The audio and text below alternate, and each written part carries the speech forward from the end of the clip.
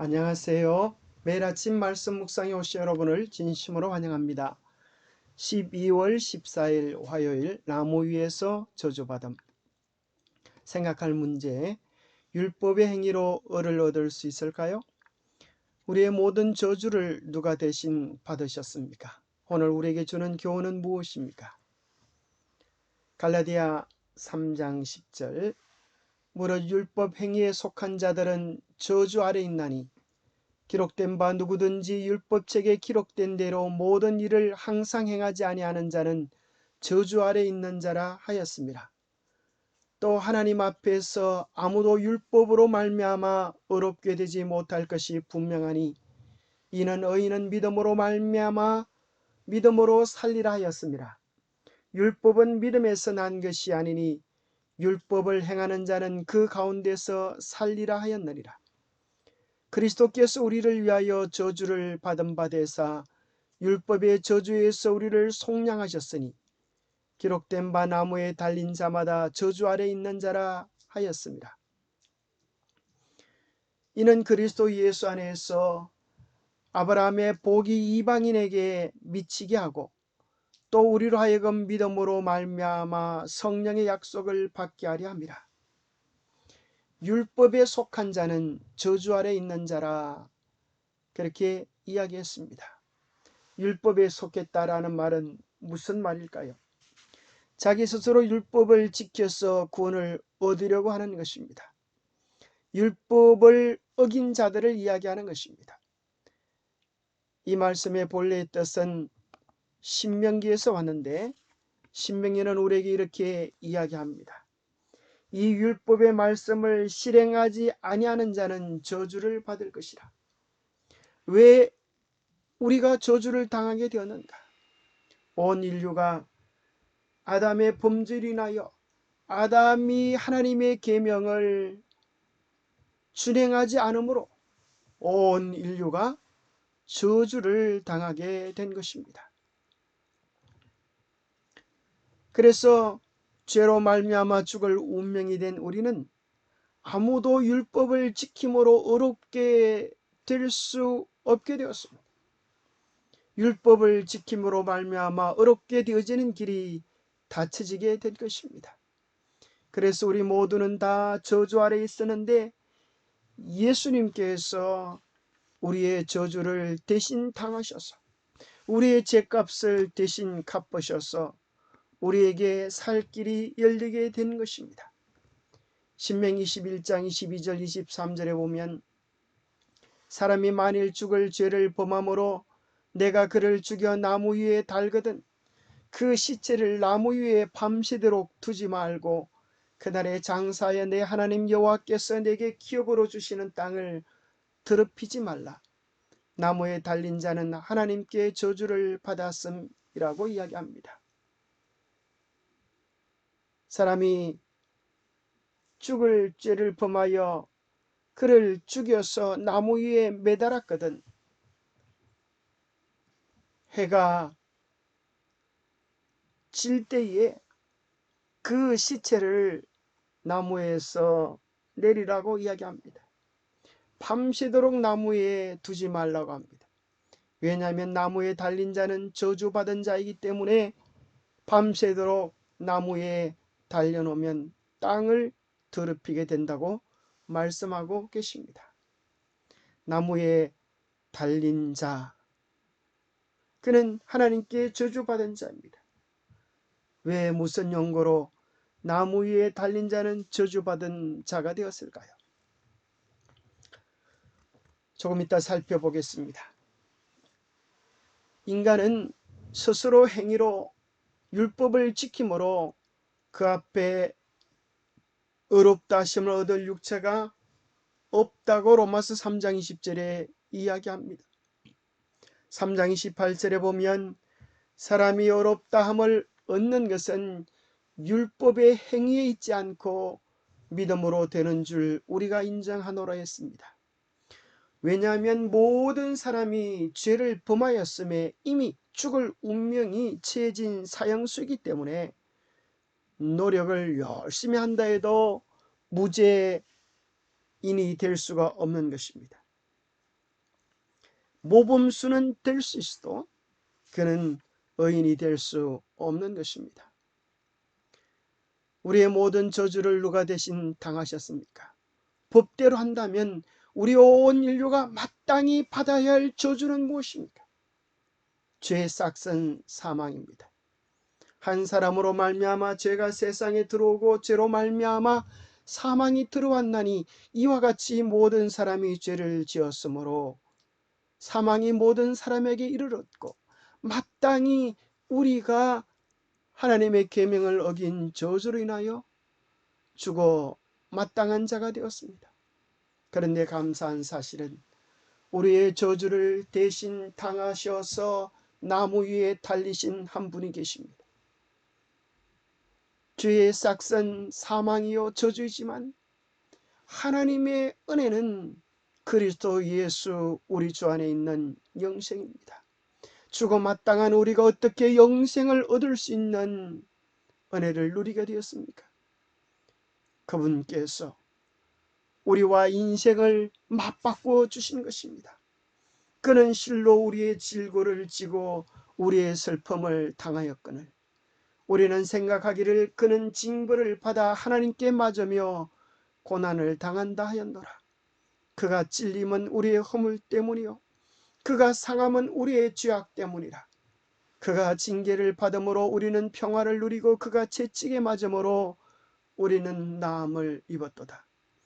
그분께서 우리 대신에 십자가에 달리셔서 온갖 저주를 대신 감당해 주셨기 때문에 이제 우리의 저주는 십자가에서 끝나고 하나님으로부터 오는 구원의 소망을, 영생의 소망을 얻게 되었습니다. 부자 선지자에는 이렇게 기록되어 있습니다. 그리스도 밖에는 아무도 타락한 사람을 율법의 저주에서 속량하여 하늘과 조화시킬 수 없었다. 그리스도께서는 죄에 대한 책임 그리고 거룩하신 하나님께 매우 가증함으로 아버지와 아들을 틀림없이 분리시킬 죄의 수치를, 죄의 저주를 자진해서 떠맡으신 것이었습니다. 우리에게 주는 교훈은 무엇입니까? 저주를 대신 받으신 그리스도, 사람의 대리자요 보증인이 되신 그리스도께서는 사람의 죄악을 담당하셨다. 사람을 율법의 저주에서 속량하시기 위하여 그리스도께서 대신 저주를 받으신 것이다. 각 시대의 아담의 후손들의 죄악은 율법의 마음을 짓눌렀고 범죄로 인하여 나타내신 하나님의 진노와 불쾌하심은 하나님의 아들의 심령을 경악으로 가득 채웠다. 그리스도께서 우리가 받아야 할 저주를 대신 받으신 것입니다. 인류의 저주가 시작된 한 나무가 있습니다. 그 나무는 어떤 나무일까요? 바로 그것은 에덴 동산의 선악과입니다. 그 선악과의 뱀이 교묘한 방법으로 하와를 미혹하는 것입니다. 하나님이 참으로 너희에게 동산 모든 나무의 열매를 먹지 말라 하시더니 너희들이 이 선악을 알게 하는 나무의 실과를 따먹으면 눈이 밝아져서 하나님과 같이 되리라라고 하는 교묘한 속임수로 하와를 속이게 됩니다. 하와는 그 유혹에 넘어가서 선악을 알게 하는 나무의 실과를 따먹고 자기와 함께한 아담에게도 주매 온 인류가 죽음의 저주 아래 처하게 된 것입니다. 나무에 달린 그 뱀이 저주의 시작인 것입니다.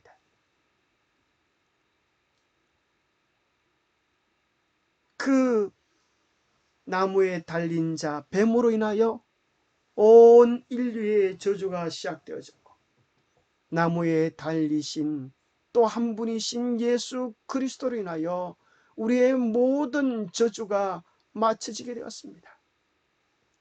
사람의 모양으로 나타나사 자기를 낮추시고 죽기까지 복종하셨으니 곧 십자가에 죽으십니다. 이 땅의 사람이 되어 오시고 우리의 온갖 저주를 당신의 몸으로 감당하신 예수 그리스도가 계시기 때문에 우리의 모든 저주가 십자가에서 또 하나의 나무에서 끝이 나게 된 것입니다. 그런데 사실은 오늘날 많은 사람들이 오해하고 있습니다.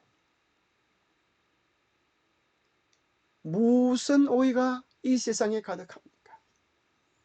저주받아 마땅한 것은 뱀이요 죄인데 오늘날 많은 사람들은 저주받아 마땅한 것을 율법으로 오해하고 있습니다. 정말 선악과는 저주받아 마땅한 것일까요? 율법은 저주받아 마땅한 것일까요? 아닙니다. 그것은 마땅히 풀어져야 할 오해인 것입니다. 로마서 7장 10절과 12절에 보면 생명에 이르게 할 그 계명이 내게 대하여 도리어 사망에 이르게 하는 것이 되었도다. 생명에 이르게 할 그 계명이라고 했습니다. 아담이 순종하면 그것으로 말미암아 그들의 영원한 생명이 보장받을 수 있는 것이 계명이었습니다. 하나님의 법칙이었습니다. 계명은 순종하는 자들에게 생명을 주고 불순종하는 자에게 사망을 선고하는 것입니다. 에덴 동산에서의 계명은 선악과였습니다. 유일한 한 계명이었습니다. 선악과를 따먹지 않을 때 그들은 생명과를 따먹을 수 있는 특권이 주어졌습니다. 그런데 누가 교묘하게 우리의 조상에게 선악과를 따먹도록 유혹을 했습니까? 바로 그것은 마귀입니다. 사탄입니다. 마귀가 기회를 타서 계명으로 말미암아 선악과로 말미암아 누구를 속였어요? 나를 속이고 하와를 속이고 그것으로 하와와 아담을 죽게 하였습니다. 이로 보건대 선악과는 저주받은 것이 아니라 선악과는 거룩하고 어렵고 선하도다라고 바울은 고백하는 것입니다. 이것을 다시 에덴의 용어로 바꿔본다면 계명은 선악과입니다. 죄는 바로 사탄입니다. 사단이 기회를 타서 선악과를 따먹게 해서 하와를 속이고 그것을 인하여 온 인류를 죽게 한 것입니다. 하나님께서 독 있는 선악과를 에덴 동산에 만들어 놓으신 것이 아니었습니다. 그것은 우리에게 생명의 주인이 구원의 주인이 누구신지를 알려주실 뿐 아니라 인간에게 자유를 선포해주는 하나님의 사랑이 담겨있는 나무였습니다. 이로 보건대 선악과도 이로 보건대 계명도 거룩하고 어렵고 선한 것입니다. 하나님의 계명은 그분 자신만큼이나 완전하신 것입니다. 그런데 우리 인간이 범죄자가 되자 애달번 계명을 탓하는 것입니다. 교통법규를 탓하는 것입니다. 교통법규를 잘 지킬 때 그것은 우리 안전을 보장해 주듯 하나님의 계명을 잘 지킬 때 그것은 우리 안전을 보장해 주는 것입니다. 우리가 풀어야 할 오해가 있다고 하면 그것은 율법에 대한 오해입니다. 우리가 정말 주님을 사랑하면 우리를 위하여 대신 값을 지불해 주신 주님의 사랑을 기억한다면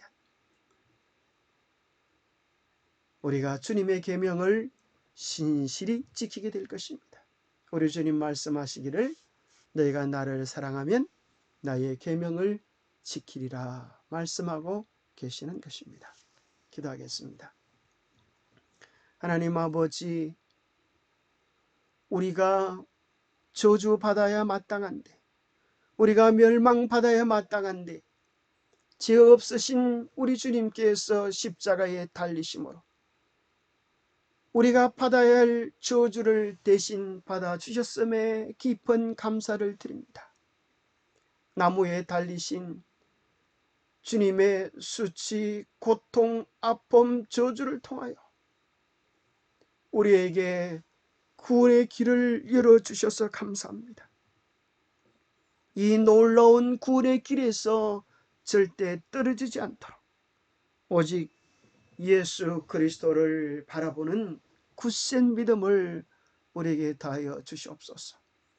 주님의 깊은 사랑과 주님의 깊은 심정을 깨닫고 주님께 영광 돌리며 주님의 자랑이 되는 우리 모두가 되도록 축복해 주시옵기를 우리 주 예수 그리스도 이름 의지하여 간절히 간구하옵나이다.